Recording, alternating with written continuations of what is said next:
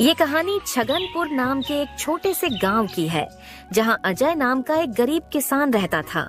अजय के परिवार में उसके अलावा उसकी पत्नी सीमा और एक बेटा राजू था, जिनके साथ वो बहुत खुशी खुशी रहता था। अजय के पास गांव में अपनी एक जमीन थी, जहां पर खेती कर वो अपने घर का पालन पोषण करता था। परंतु अब उसकी वो जमीन पहले की तरह उपजाऊ नहीं रही थी। धीरे धीरे उसकी जमीन से फसल की पैदावार भी कम होने लगी थी। एक दिन इसी चिंता में वो अपने जमीन के पास बैठा होता है और कमाने का कोई और जरिया सोचने लगता है। दिन प्रतिदिन मेरे इस जमीन से उगने वाली फसल कम होते जा रही है। लगता है मुझे अब कोई दूसरी जमीन लेकर काम करना होगा, या तो कोई और जरिया ढूंढना होगा कमाने का। पर अब मैं इस जमीन के भरोसे नहीं रह सकता हूँ। चलो एक बार चल के सीमा से राय लेकर देखता हूँ वो क्या कहती है इस बारे में। अजय तुरंत खेत से अपने घर की तरफ चल पड़ता है। घर पहुंचकर वो सबसे पहले अपनी पत्नी सीमा को आवाज लगाता है। सीमा जरा यहाँ आना, तो तुमसे एक जरूरी बात करनी है। अजय की आवाज सुनकर सीमा वहाँ आ जाती है। बोलिए, आपने मुझे बुलाया क्या?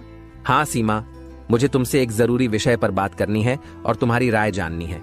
हाँ बोलिए, क्या बात है? सीमा, तुम तो जानती हो हमारी जमीन अब पहले की तरह इतनी उपजाऊ नहीं रही है, और अगर मैं ज्यादा खाद वगैरह डालने की कोशिश करूंगा तो कहीं उसकी मिट्टी और खराब ना हो जाए। इसलिए सोच रहा हूँ कि कुछ समय के लिए उस जमीन पर खेती करना छोड़ दूं। हर साल थोड़ी थोड़ी खाद उसमें डालता रहूंगा, जिससे कुछ सालों बाद वो पहले की तरह उपजाऊ हो जाएगी। फिर उसमें खेती करना शुरू कर दूंगा। हाँ, ये ठीक रहेगा। इससे आपकी जमीन भी सही रहेगी और उसमें उगने वाली फसल भी। हाँ, पर तब तक मैं क्या करूं? क्योंकि मेरे पास दूसरी तो कोई जमीन नहीं है, तो घर का खर्च चलाने और राजू के पढ़ाई के लिए कहां से पैसे जुटा पाऊंगा? आप एक काम क्यों नहीं करते, एक बार जाकर गांव के जमींदार काका से मिल लीजिए। वो तो बहुत अच्छे और नेक दिल है, वो आपकी जरूर कोई मदद करेंगे।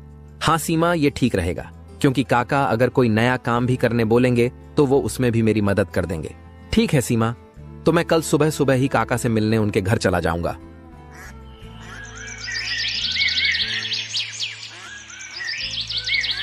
अगली सुबह अजय जमींदार से मिलने उसके घर के लिए चल पड़ता है। जमींदार के घर के बाहर पहुंचकर वो जमींदार को आवाज लगाता काका, है। क्या आप घर पर हो? अजय की आवाज सुनकर जमींदार बाहर आता है।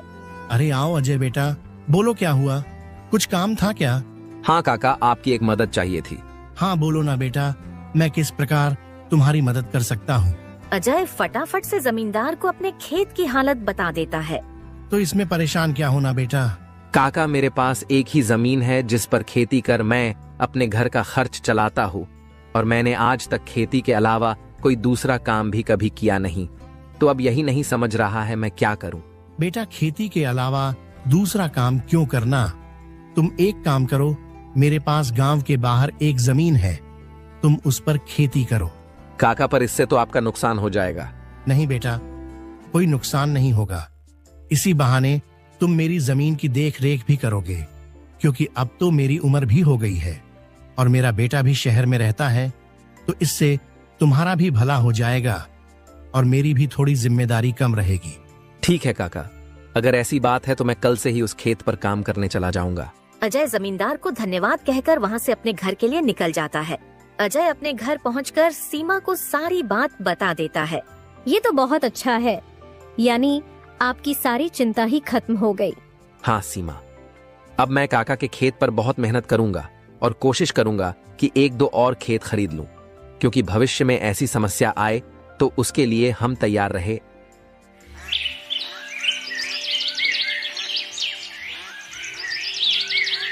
अगली सुबह अजय जमींदार के खेत पर काम करने निकलने वाला होता है तो सोचता है, काका की जमीन गांव के बाहर है, तो शायद शाम को आते आते देर हो जाए, इसलिए सीमा को बोलकर जाता हूँ। सीमा, जरा यहाँ आना तो। अजय को बुलाता सुन सीमा वहाँ आती है। बोलिए, आपने बुलाया मुझे? हाँ सीमा, सुनो, काका का खेत गांव के बाहर है, तो मुझे शाम को घर लौटने में थोड़ी देर भी हो सकती है। तो अगर मुझे देर हो जाए तो तुम और राजू खाना खाकर सो जाना। ठीक है, पर अपना ध्यान रखना। और हाँ, 1 मिनट रुकना, मैं आपके खाने का डिब्बा लेकर आती हूँ, वो लेकर ही जाना। फिर क्या था, अजय अपना खाने का डिब्बा लेकर गांव के बाहर वाली जमीन पर काम करने चल पड़ता है। चलते चलते कुछ समय बाद वो गांव के बाहर वाली जमीन पर पहुंच जाता है। चलो अब पहुंच गया हूँ तो फटाफट से खेत पर काम करना शुरू कर देता हूँ। अजय अपनी कुदाल उठाकर खेत पर काम करना शुरू कर देता है। अजय को अभी काम करते कुछ समय हुआ ही था कि तभी पीछे से एक सांप आकर उसे काट लेता है। सांप के काटने के कुछ समय में ही अजय चक्कर खाकर वहीं गिर जाता है। यहाँ अजय सांप के काटने से बेहोश हो चुका था, पर गांव के बाहर होने के कारण उसकी खबर अब तक उसके घर वालों को नहीं चलती है। सुबह की अब रात हो जाती है और सीमा अजय का इंतजार कर रही होती है। माँ को इतने परेशान देख राजू पूछता है, क्या हुआ माँ, पिताजी अब तक क्यों नहीं आए?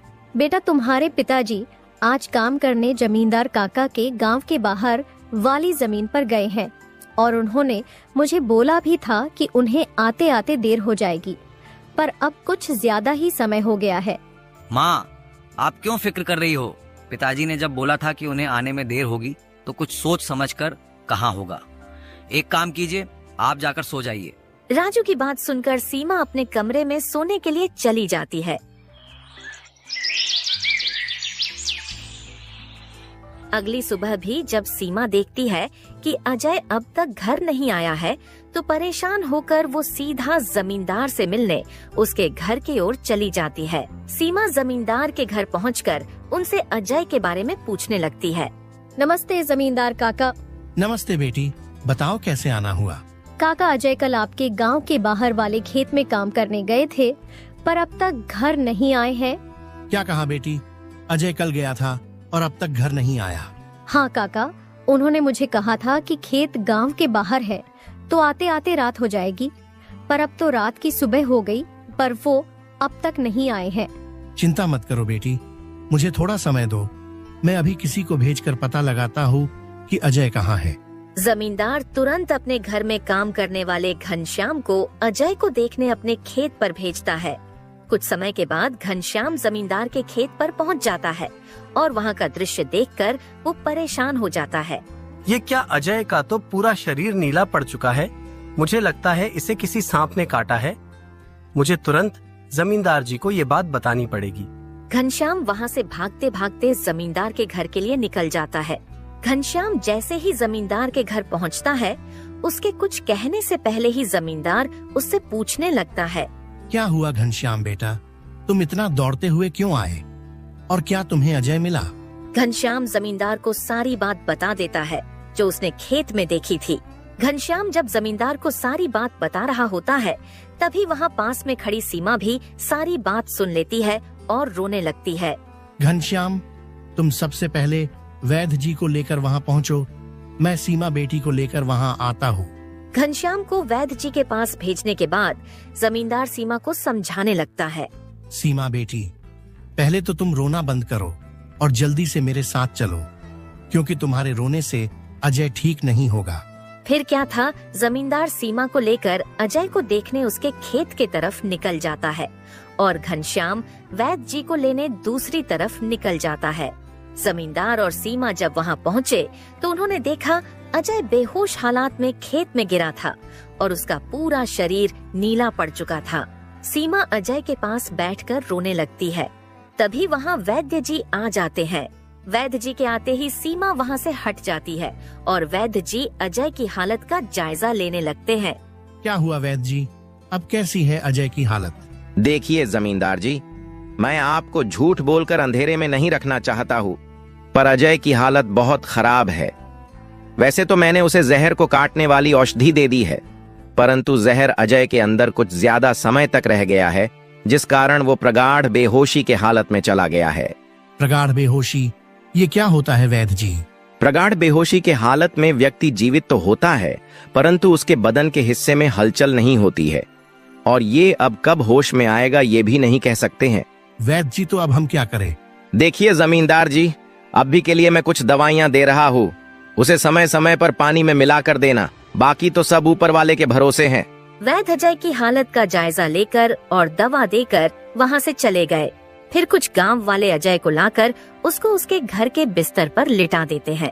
देखो सीमा बेटी, तुम बिल्कुल चिंता मत करना, तुम अजय की अच्छे से देखभाल करो, देखना वो बहुत जल्द ठीक हो जाएगा और तुम्हें अगर किसी भी चीज की कोई भी जरूरत हो तो मुझे जरूर बता देना, और हर महीने मैं तुम्हारे लिए और राजू के लिए कुछ पैसे भेजता रहूंगा, पर तुम हिम्मत मत हारना।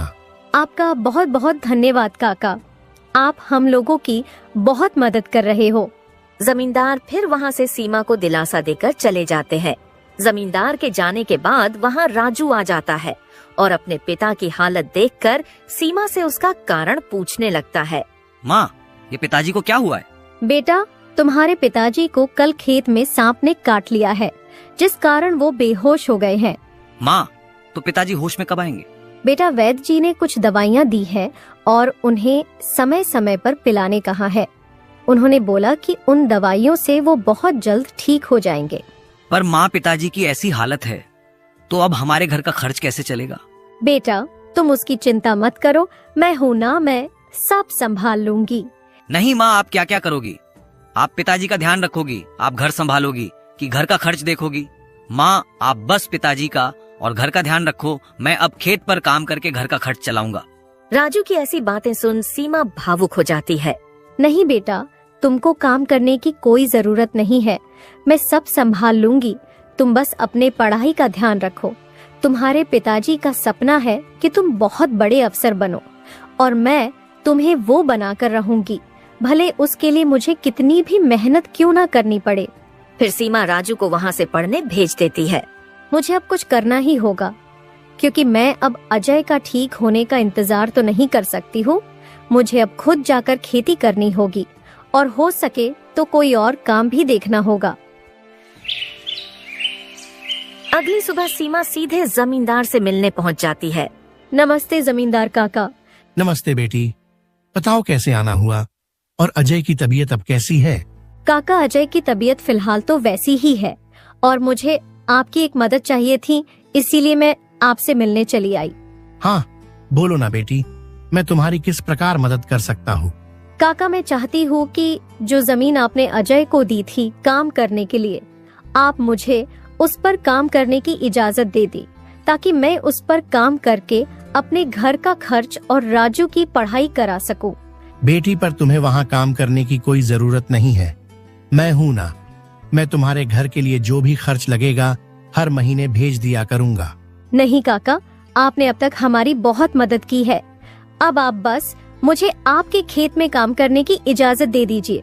मैं अब खुद काम करके अपना घर चलाऊंगी और अपने बेटे को बड़ा अफसर बनाऊंगी। जमींदार सीमा को बहुत समझाने की कोशिश करता है, पर सीमा जमींदार की बात मानने तैयार नहीं थी। आखिर में सीमा की बातें सुनने के बाद जमींदार सोचने लगता है। मुझे लगता है सीमा मेरी बात नहीं मानेगी, पर अगर वो काम करने इतने दूर जाएगी तो वो अजय का ध्यान नहीं रख पाएगी। एक काम करता हूँ, मैं सीमा को मेरी गांव के अंदर वाली जमीन पर काम करने के लिए कह देता हूँ, ताकि वो खेतों पर काम भी कर सके और अपने घर का ध्यान भी रख सके। ठीक है सीमा बेटी, मैं तुम्हें अपने खेत पर काम करने की इजाजत तो दे सकता हूँ, पर तुम्हें मेरी एक बात माननी होगी। हाँ काका, बोलिए ना। बेटी, तुम्हें मेरे गांव के बाहर वाले खेत पर काम करने की कोई जरूरत नहीं है। मेरे पास तुम्हारे घर के नजदीक भी एक खेत है, तुम वहां काम कर सकती हो, ताकि तुम अपने घर का और अजय का दोनों को ख्याल रख पाओगी। काका, ये तो और भी अच्छा रहेगा, इससे तो मेरी बहुत मदद हो जाएगी। बेटी, पर एक छोटी सी समस्या है, वो खेत बाहर वाले खेत से थोड़ा छोटा है। हाँ तो कोई बात नहीं है काका, वो खेत मेरे घर से नजदीक है, वही बहुत बड़ी बात है। मैं खेत में काम करने के साथ साथ दूसरे के घर का काम भी करना शुरू कर दूंगी, ताकि उन पैसों से मैं राजू की पढ़ाई का खर्च निकाल सकूं। बेटी, पर तुम्हें इतना काम करने की क्या जरूरत है? काका, मुझे काम करना ही होगा। अजय का सपना था कि राजू पढ़ लिख कर बड़ा आदमी बने।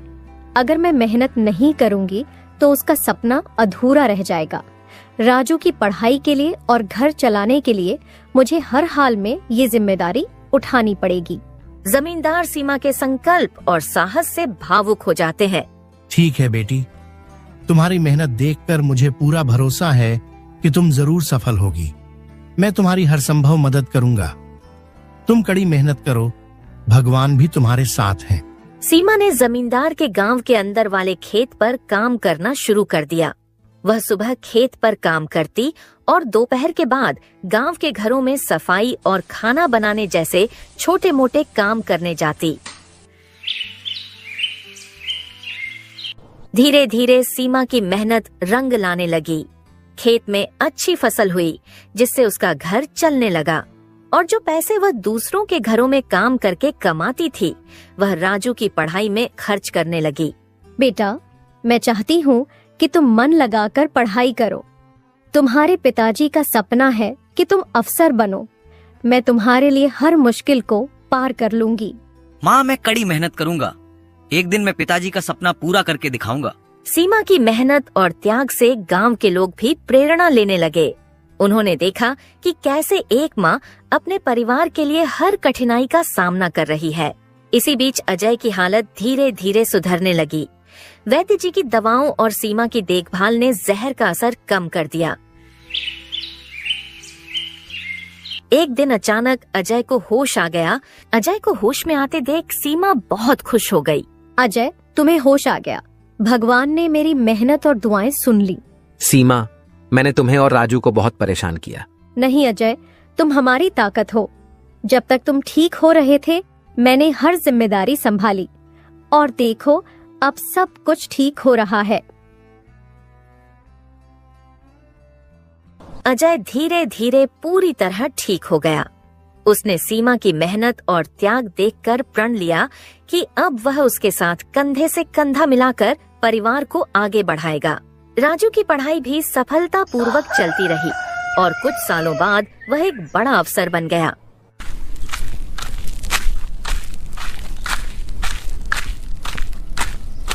माँ, पिताजी, मैं आज जो कुछ भी हूँ वह आपकी मेहनत और त्याग के कारण हूँ। नहीं बेटा, ये सब तुम्हारी माँ का बलिदान है। उसने हमारे परिवार को बचाने के लिए हर मुश्किल का सामना किया।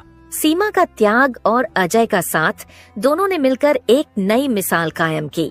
गांव वाले अब भी उनकी इस कहानी को आने वाली पीढ़ियों को प्रेरणा के रूप में सुनाते हैं। इस तरह माँ का त्याग की यह कहानी हमें सिखाती है कि एक माँ का समर्पण किसी भी चुनौती को पार कर सकता है और परिवार को जोड़ कर रखता है। दोस्तों, तो इस तरह की और शानदार और मजेदार कहानियाँ देखने के लिए हमारे इस चैनल को जल्द से जल्द सब्सक्राइब कर लें।